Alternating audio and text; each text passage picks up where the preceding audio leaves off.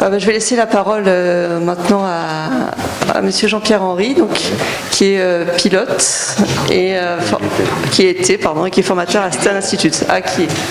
Qui est pilote, c'est comme doyen un jour, doyen toujours, pilote un jour, pilote toujours, oui, d'accord. Alors, le colonel Henry, parce qu'il est colonel quand même de l'armée de l'air. Capitaine. Ah, capitaine, oh, vous voyez, donc c'est pareil, oui, on ne voit pas très bien la différence. Mais il a été inclus dans l'école de chirurgie à Nancy pour voir un certain nombre de procédures et appliquer donc quelque chose qui est nouveau. Il vous en parlait, je crois, avec son dynamisme habituel. Je suis très content de vous revoir ici. L'Académie nationale de chirurgie est très honorée et soyez le bienvenu. Allez-y, monsieur Henry. Merci, monsieur Coudan. C'est moi qui suis honoré d'être parmi vous aujourd'hui pour cette présentation. Et merci à Ségolène d'ailleurs de m'avoir convié à échanger avec vous, à vous livrer un regard aérien sur cette notion qu'est le conflit.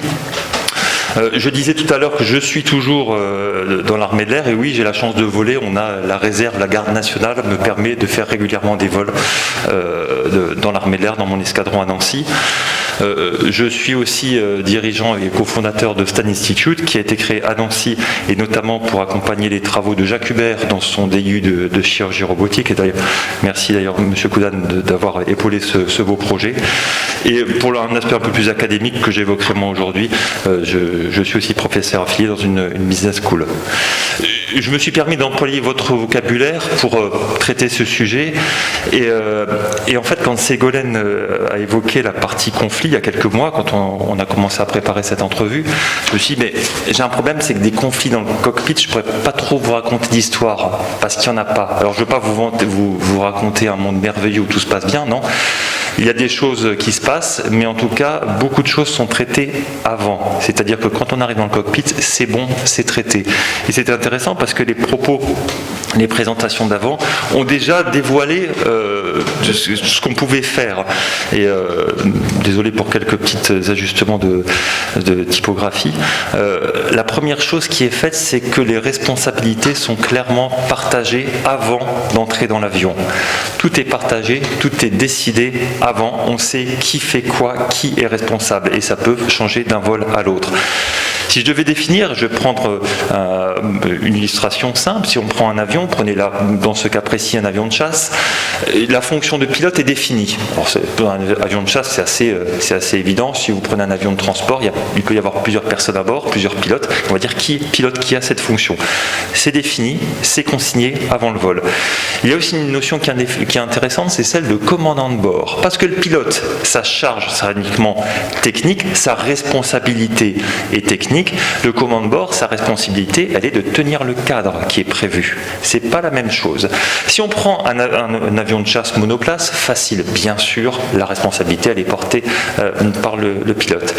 Mais si vous rajoutez un navigateur à bord, bien sûr, la fonction de pilote reste en place avant, bien sûr, mais celle de commandant de bord, en fonction des qualifications, on peut très bien voir le navigateur qui est commandant de bord. S'il y a une erreur de pilotage technique, ce n'est pas de la responsabilité du navigateur, c'est celle du pilote, c'est normal, chacun son champ de responsabilité. Par contre, si on est sorti du cadre qui nous est permis, là, la responsabilité incombe, la décision et la responsabilité est pour le commandant de bord. Ça, cet élément est défini bien avant le vol. Alors, les affaires peuvent se compliquer si on rajoute un deuxième aéronef, parce que là, on peut dire, oui, là, c'est simple, c'est une ou deux personnes à bord. Et que cet aéronef, on va poursuivre dans la complexité, et c'est aussi un avion de chasse biplace. Pour l'exemple, on va dire, pour rester simple, que là, le pilote a également la fonction de commandant de bord. Mais qui est responsable de l'ensemble de cette entité qu'est la patrouille? On a au sein des avions, on a les équipages, c'est défini, mais pour la patrouille, qui est responsable? Et donc là, on doit de nouveau définir des fonctions, qui fait quoi. Et là, on a deux nouveaux termes, désolé une fois de plus pour les choses qui se superposent. Le premier, c'est responsable de patrouille, RP, et donc lui, c'est la personne qui sera responsable de l'ensemble de la patrouille, du pilotage technique de la patrouille. Comment est-ce qu'on va gérer l'entité technique, mécanique qui est la patrouille? Et l'autre responsabilité, ce sera la responsabilité de la mission. C'est la même chose qu'un commandant de bord, mais au niveau de la patrouille. J'ai mis 2 avions, ça peut être 4 avions ou plus. Et donc cette personne est responsable de l'ensemble. Donc on a une espèce de pyramide décisionnelle et hiérarchique Pour l'exemple, on pourrait dire que le responsable de la patrouille, c'est le pilote leader, c'est très souvent le cas, sauf dans certains objectifs d'instruction. Et pour cet exemple-là, on pourrait dire que le responsable de la mission, de l'ensemble, de la globalité, serait le navigateur de l'avion leader. Ces mêmes équipages, s'ils revolent ensemble le lendemain, avec une mission différente, certaines tâches peuvent être différentes. C'est-à-dire qu'on pourra très bien dire, eh bien, le responsable de la mission sera le pilote de l'avion numéro 2, parce que pour cette mission-là, son expertise est plus pointue et plus à même d'être mise en place. Tout ça, c'est consigné dans un cahier d'ordre avant de partir en vol. C'est signé et ces termes-là, RP, RM, CB, etc., sont clairement notifiés, c'est signé et ça a bien sûr valeur juridique. S'il y a un crash, le cahier d'ordre est immédiatement mis sous scellé et ce sont ces éléments et ces responsabilités-là qui seront mis en avant d'un point de vue purement juridique. En ayant établi ça, on résout de facto de nombreux conflits. Il y a un responsable et c'est lui qui décide. Et pour prendre la décision, en vol, moi quand je vole avec un jeune pilote, si je suis commandant de bord, ça peut très bien être lui le commandant de bord en fonction du type de mission. Si je suis commandant de bord, que j'ai une décision à prendre, je lui demanderai d'abord à lui son avis. Parce que si je donne déjà le mien, il risque d'être sous influence et de se dire, ah oui, vu que le commandant de bord, lui il est ancien, il a des cheveux gris, il doit savoir, donc s'il donne son avis c'est le bon. Pas du tout. C'est dommage. Autant que je lui demande à lui, et moi j'ai envie de savoir mon jeune pilote ce que lui il sent, ce qu'il ressent. C'est même pas forcément technique, ça peut être dans l'émotionnel. Qu'est-ce qu'il sent de faire? Et si possible, j'irai dans son sens. Si je vais pas dans son sens, je lui dis merci pour ton avis, il me semble plus pertinent de faire ça, qu'est-ce que tu en penses? Oui, non, autre, voilà. Et c'est forcément le commandant de bord qui acte. Un deuxième point, c'est intéressant parce que ça a été évoqué juste avant, le briefing. Le briefing, c'est quoi? On se réunit avant le vol et pendant 30 minutes, environ 30-40 minutes, on va parler, évoquer tous les thèmes de la mission. Alors vous me direz, bien évidemment, la transposition à votre activité chirurgicale, elle est complètement utopique. Je vois mal une équipe se réunir et tous les jours, avant chaque opération, y consacrer ce temps, bien sûr. Maintenant, ce briefing mission, il peut être aussi un briefing minute, qui peut être juste avant une action précise. On se réunit et on va définir ce qu'on va faire. Dans le nucléaire, ils appellent ça le pré-job briefing. Que faire même pendant 30 secondes, 10 secondes, on va se réunir et on va en discuter. Je vous ai mis juste pour l'illustration là, un canevas d'un pré-briefing autant. Malheureusement, je ne peux pas vous montrer les canevas de briefing qu'on utilise parce qu'il y a une certaine classification. Ceux-là sont déclassifiés. Et c'est intéressant parce que là, c'est un canevas standard et vous voyez que la première thématique qui est donnée, c'est communication. C'est-à-dire qu'avant même de parler de ce qu'on va faire, on va définir comment est-ce qu'on va communiquer ensemble. On va fixer ça. Et le dernier item, qui d'ailleurs occupe toute une colonne, c'est la sécurité. On finit toujours nos briefings par l'item de sécurité. C'est indépendant. C'est important, pardon. Et si on est en vol et qu'on doit gérer un événement, on a ce qu'on appelle les in-flight briefings. Là encore, c'est une documentation déclassifiée que je vous ai proposée. Et même en situation d'urgence, alors pour nous l'urgence c'est simple, c'est la mission principale très concrètement de mon escadron, c'est le soutien des troupes au sol. Et quand on intervient, les gens au sol sont en train de mourir. Très simple. Et on est en contact radio avec eux, avec des troupes alliées, britanniques, françaises et autres. Et au début, on va commencer avant tout, même s'il y a une très forte urgence, on va fixer les choses. Qui est qui fait quoi? C'est important, c'est primordial. Et on accepte une certaine sinistralité, c'est-à-dire qu'on va perdre, par façon de parler, 1 à 2 minutes à définir des règles, à se briefer. Pendant ce temps, il y a des gens qui meurent. Mais si on ne fait pas ça, on risque nous-mêmes de causer des morts. Nous-mêmes. Donc, voilà, on évoque plusieurs items. L'indicatif qui sera utilisé, la copie n'est pas forcément très bonne, l'indicatif qui sera utilisé, quelques codes secrets, qui on est, qu'est-ce qu'on va faire, quel est notre potentiel, et c'est systématiquement collationné, c'est-à-dire répété par l'autre. On veut être sûr que l'autre ait bien compris, donc il va répéter ce qu'on a dit. Un autre élément, et vous l'avez aussi évoqué, et je suis ravi de témoigner que ça fonctionne, c'est le débriefing. Alors, le débriefing, c'est quoi? C'est à la fin de la mission, on se réunit, là pareil, 15-30 minutes plus parfois, pour évoquer toute la mission, et on va faire le rejeu de la mission, et on a des éléments, des enregistreurs de vol qui nous permettent d'objectiver certaines phases de vol et d'être sûr qu'on ait une perception partagée de ces éléments. Si on n'a pas le temps, parce que parfois on n'a pas beaucoup le temps, à minima, ce sont ces items qui sont abordés. La sécurité, est-ce que la sécurité des vols a été rassurée? Là, c'est binaire. Hein. Oui, non. Et sinon, pourquoi? Et ce sera notifié dans ce même cahier d'ordre qu'on avait signé avant le partir en vol. Les items de sécurité seront abordés. Est-ce que les objectifs ont été atteints? Et un point que j'ai particulièrement à cœur, c'est d'évoquer ensemble ce qui a marché et ce qui a moins bien marché. Alors ce qui est marrant, c'est qu'il y a une quinzaine d'années, quand je débriefais avec les jeunes pilotes, je leur disais donne-moi 3 points positifs et 3 points améliorés. Alors ça c'était pas bien, ça c'était pas bien, ça c'était pas bien, ça non plus c'était pas... Stop, c'est bon. Qu'est-ce qui était bien? Et là, voilà, voilà.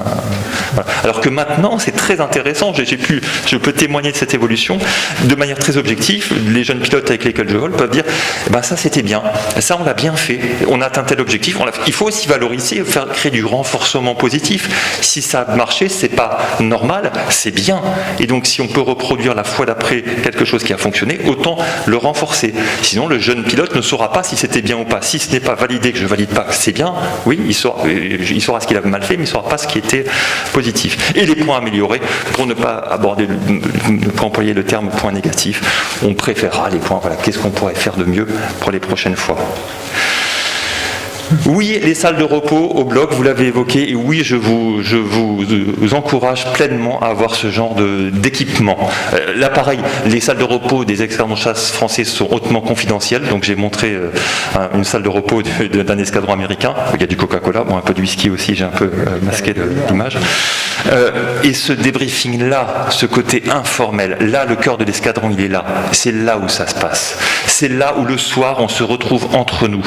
On boit une bière avec modération, on discute. À la limite, c'est là où on se retrouve. Il n'y a plus de grade. C'est entre équipages. Et là, on partage entre nous ce qu'on a vécu. Alors, il y a une étude très intéressante qui a été menée il y a quelques années par Annelise Marchand, une étude qui a été dirigée par René Alberti, qui est un des experts en sécurité de système à risque.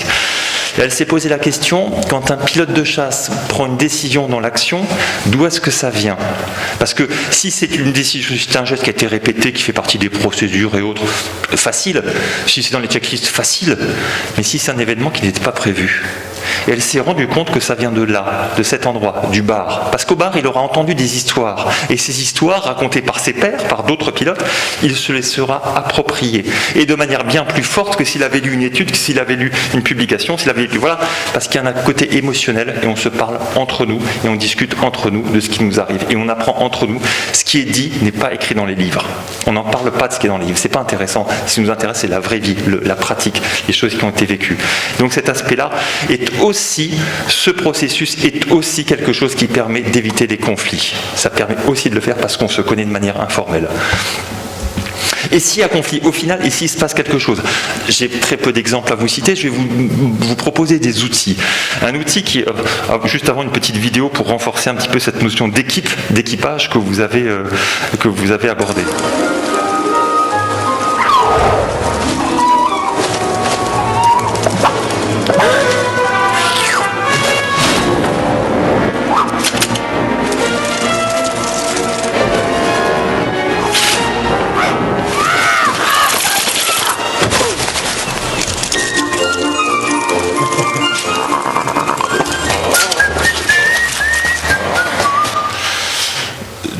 Tout seul, on va plus vite, ensemble, on va plus loin.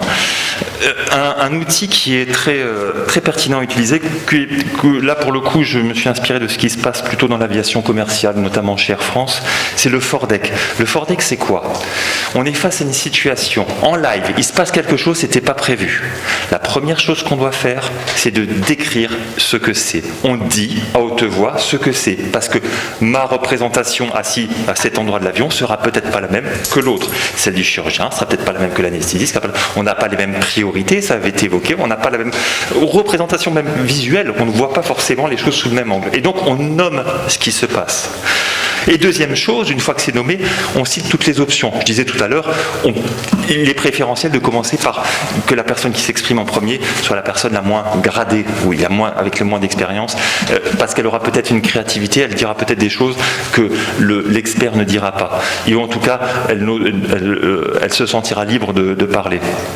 Le simple fait de citer les faits et d'évoquer les options. Alors les médecins qui nous ont, les médecins, les psychologues, les ergonomes qui nous ont appris toutes les choses que je vous cite, ces personnes de l'Institut de recherche biomédicale des armées nous ont dit que le simple fait de faire ça, on dit ce qui se passe et on cite des options, ça nous fait passer en mode préfrontal, comme ils disent. C'est-à-dire qu'on n'est plus en mode émotionnel, affect, on est en mode factuel, rationnel. Le simple fait de dire ça, c'est tout simple. Et donc, les émotions, on les met un peu de côté et on va dire ce qui se passe. On est entre professionnels, on agit, on partage nos points de vue. Rien que ça. Et une fois qu'on a fait ça, on fait une balance bénéfice-risque. Et là, vous êtes dans un milieu, un domaine qui vous est familier, d'évaluer les risques par rapport aux bénéfices. On le fait de manière collégiale. Le commandant de bord, le responsable de mission, le chef de patrouille et autres prend la décision. Il faut quand même acter une décision, n'oublions pas cette étape, et il la verbalise. On passe à l'action, en n'oubliant pas de répartir les tâches. Et à des points clés, avant même la fin, on peut régulièrement faire des petits points de contrôle, de check, pour voir est-ce qu'on est dans la bonne voie. Parce qu'il se peut que même malgré cette décision collégiale, on ait pris une mauvaise décision.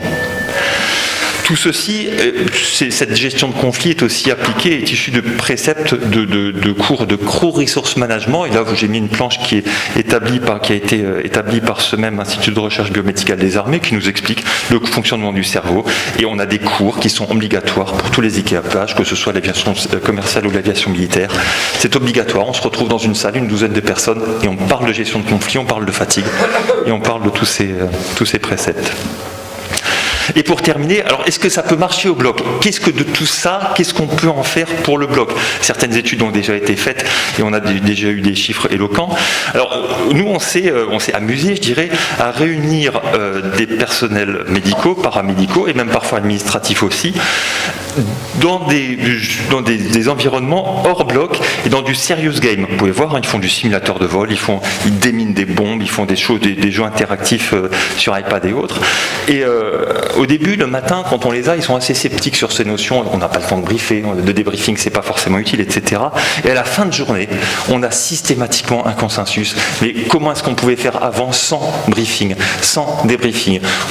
Les scores, ce qui est intéressant avec ce serious game, avec ces jeux, c'est qu'on voit très clairement les scores qui s'améliorent chaque fois qu'on met en place des processus de répartition des tâches, de briefing, débriefing, etc. Comme ça, dans l'action, il n'y a même plus de conflit. Il n'y a même plus lieu d'avoir de conflit, tout a été préparé. Et si jamais il y a quelque chose, ok, on verra au débriefing. On a un temps qui est prévu, on le verra ça après. On calme et tout de suite, on s'apaise. Merci beaucoup pour votre attention.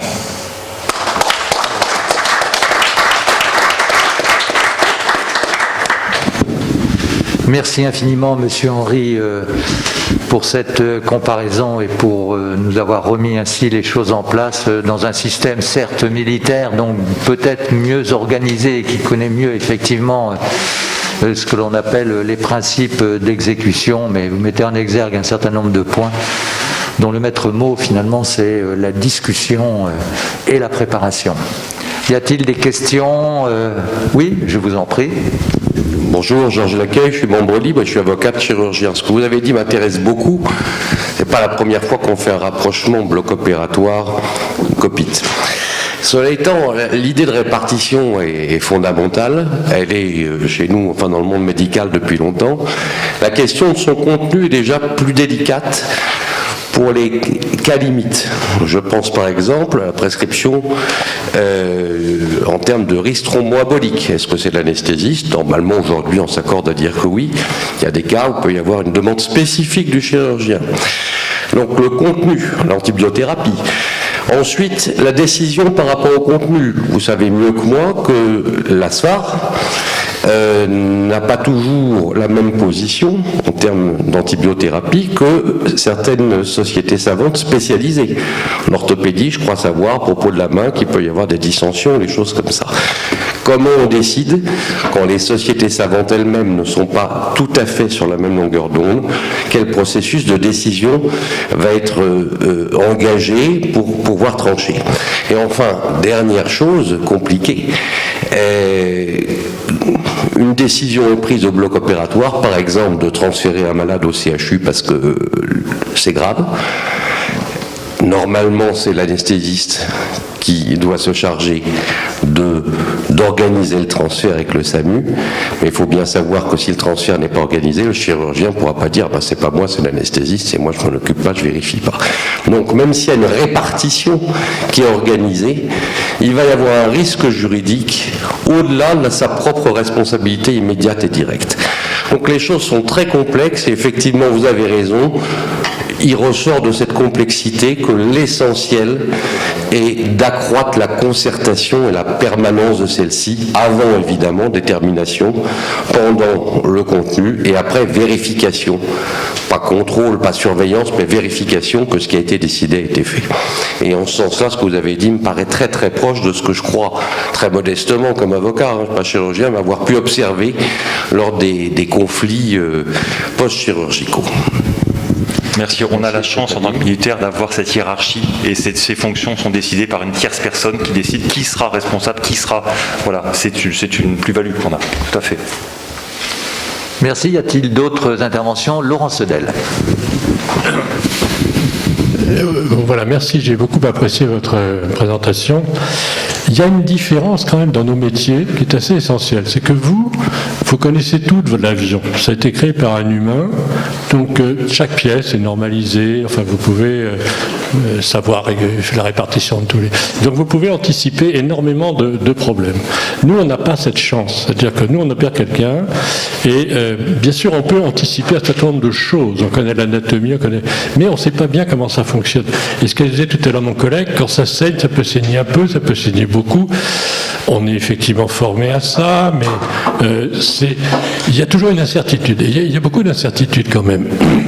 Alors moi je me méfie quand même, vous voyez, même des systèmes d'apprentissage par la robotique, par l'intelligence artificielle, parce que j'ai toujours peur que ce soit quand même assez différent, même si pour certains gestes, ok, mais pour la majorité des cas dans lesquels nous sommes confrontés, enfin des cas compliqués, bien sûr il y a des cas simples, on ne parle pas de ça, mais les cas un petit peu compliqués, on est un peu hors protocole. Donc je parle du mot protocole, là je sais pourquoi, parce que le protocole c'est quelque chose qui nous est apparu depuis une vingtaine d'années aussi, qui n'existait pas avant.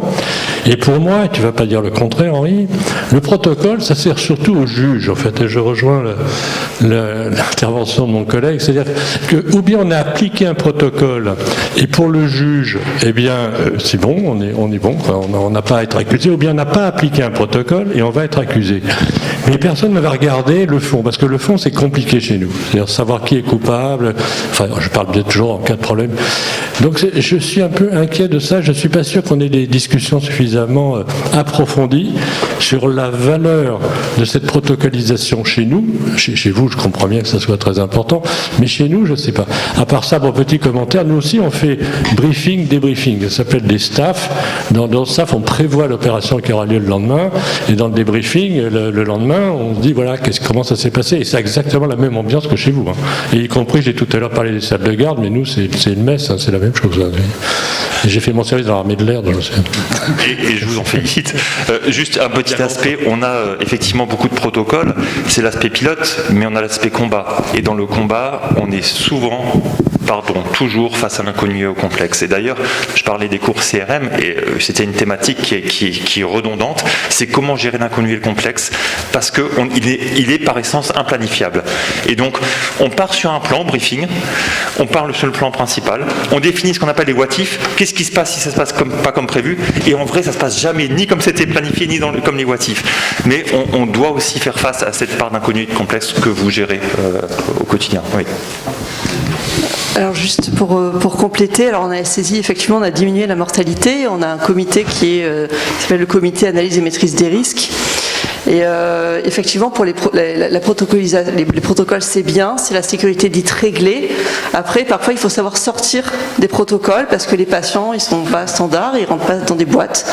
Et il y a la sécurité dite gérée qui permet, qui laisse une marge de manœuvre à l'individu qui est adaptatif. L'individu doit s'adapter aux situations nouvelles. Et la sécurité totale, c'est un mix des deux. C'est un équilibre des deux. Il faut savoir des fois rester dans le protocole, des fois en sortir. Et il n'y a rien de mieux que quand on doit sortir sortir du protocole, eh bien que ça soit une décision collégiale entre les différentes personnes responsables du patient, pour le bien du patient, et pouvoir l'argumenter, le justifier et le tracer, bien sûr. Voilà. Puisque Laurent Sedel, et je partage effectivement son analyse, c'est qu'il y a une déviance aussi dans l'aspect briefing, débriefing, protocole et tout. Les protocoles ont été considérés ou sont considérés effectivement, comme tu l'as très bien dit, de la façon suivante. On applique un protocole, il se passera ce qui se passera, mais on a appliqué le protocole. Donc on peut penser que comme il y a une judiciarisation, pour employer un barbarisme de plus en plus importante, qu'on sera un tout petit peu couvert. Et ça nous permet effectivement de ne pas faire marcher notre cerveau frontal, mais de faire marcher notre cerveau archaïque, et qui dit j'ai appliqué le protocole donc je suis peinard. Et ça malheureusement c'est une absence de liberté qu'on a un peu perdue. Je rappelle que les décisions de la HAS en matière de protocole sont opposables, même devant une juridiction. Voilà. Mais j'en dirai pas plus. Il est juste, pour un tout petit mot très bref, il est juste écrit chez Air France et aussi dans l'armée de l'air que la sortie de protocole, si la sécurité l'exige, est encouragée. C'est-à-dire qu'on encouragera les équipages à prendre une décision collégiale, elle ne doit pas être unique. Si la sécurité l'exige, c'est ce qu'on appelle un standard plus, c'est-à-dire qu'on valorise le fait que bravo, vous avez su vous adapter et sortir des protocoles. C'est valable chez Air France, c'est valable dans certaines compagnies méditerranéennes, ça n'existe pas aux US, ça n'existe pas en Asie, voilà, et c'est propre et on encourage ça justement. C'est Hudson, c'est Sully, c'est exactement ça. Il faut pouvoir en sortir. Merci beaucoup. Merci Ségolène. Excusez-moi, non, je voulais juste faire une remarque. On a appris beaucoup de l'aéronautique, je crois, c'est certain. Mais je voulais dire qu'on a essayé de regarder les différences entre l'aéronautique et nos métiers. Et je crois que l'anesthésie est très proche du pilote de ligne ou du pilote de combat, parce qu'il y a des protocoles effectivement beaucoup plus précis, il y a une traçabilité beaucoup plus précise, il y a une interchangeabilité des opérateurs, ce qu'on n'a pas en chirurgie. On voit bien que l'anesthésie change avec un autre. Et nous, on est plus dans, je dirais, l'artisanat. Et ça nous rend peut-être la tâche plus difficile qu'à l'anesthésiste qui a fait des progrès, puisque aujourd'hui on a un système ultra safe, c'est l'anesthésie. ASA 1, c'est 1 sur 500 000, et nous en chirurgie, c'est 1 sur 10 000 les accidents. Donc il y a quand même une différence, et je crois qu'on aura du mal à franchir ce gap entre la chirurgie, enfin la sécurité anesthésique et la sécurité chirurgicale, je crois.